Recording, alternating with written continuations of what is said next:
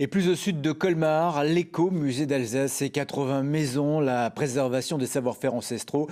Mais au cœur du plus grand musée à ciel ouvert de France, on connaît moins la nature environnante. Pourtant, sur ce site de 100 hectares, ont été aménagés des champs, des forêts, des vergers, des marais. Tout un écosystème qui désormais se visite. Stéphanie Malorand, Vincent Lemiel. Être en pleine nature à l'écomusée d'Alsace, c'est possible. Car au-delà du village, le site de 100 hectares a été aménagé depuis une quinzaine d'années.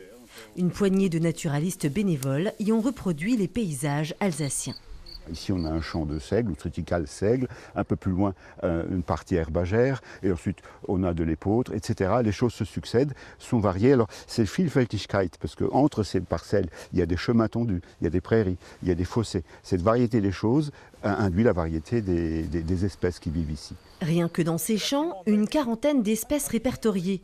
4100 sur tout le site. Une diversité rendue possible par la variété des paysages. Ici, un jardin sauvage. Son but, attirer un maximum d'insectes. La friche vient d'être créée, c'est en devenir, mais on est déjà à près de 100 espèces d'insectes. Et l'inventaire date de 2 mois. Et il s'enrichit de jour en jour. Là, rien que ce matin, on a déjà trouvé 15 espèces d'insectes différentes. Des punaises, des papillons, des chenilles. Et un peu plus loin, dans une zone aménagée en marécage, des libellules.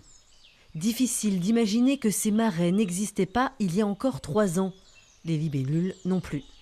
Il n'y avait pas de libellules ici, du fait que c'était un milieu qui était asséché. Et on a remis de l'eau progressivement. Et maintenant, nous avons des beaux bras morts, des fossés, des mares, où vivent les libellules. Des libellules que les visiteurs peuvent désormais observer ici. Car dans ce marais, à l'orée de la forêt, 3 sentiers viennent d'être aménagés avec l'aide du club vosgien.